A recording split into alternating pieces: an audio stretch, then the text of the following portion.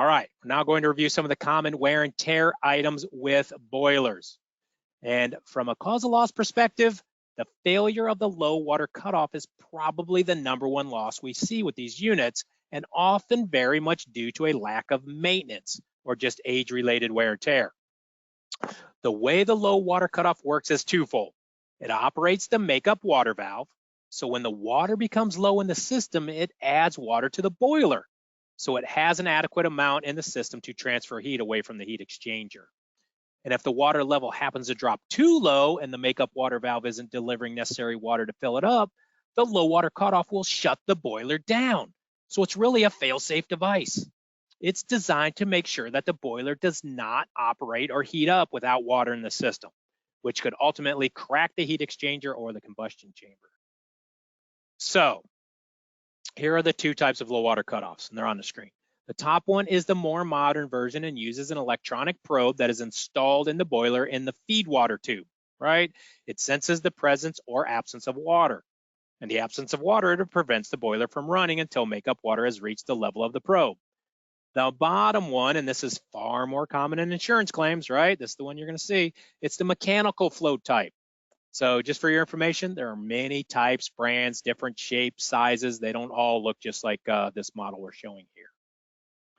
And in this image, this graphic cutaway, you can see how the mechanical float is designed to operate. So in this graphic, the system has the needed water, the float is elevated, and the system is operating as designed.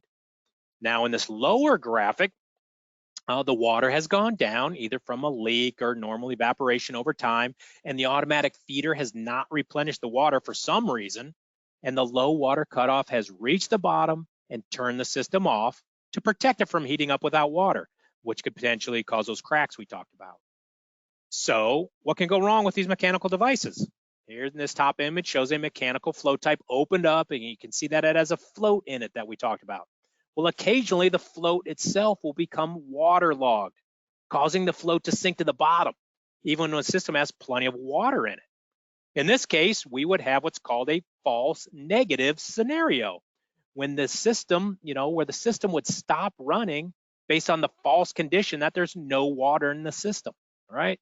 It's sending the right signal, but it's based on the wrong information. The bottom image tells a completely different story. So we need to understand that the natural byproducts of any water source being introduced into the boilers have what are known as totally dissolved solids, or TDSs, which essentially are mineral deposits that just either exist in the water naturally, and then they start building up, right? So these deposits, as they build up over time, sometimes cause or prevent the float from moving freely up and down as the water level changes. Perhaps this float's going to get stuck in the up position. They also cause the water to foam up sometimes, which also keeps the float in the up position, thus tricking the system into thinking it has sufficient water when it really doesn't.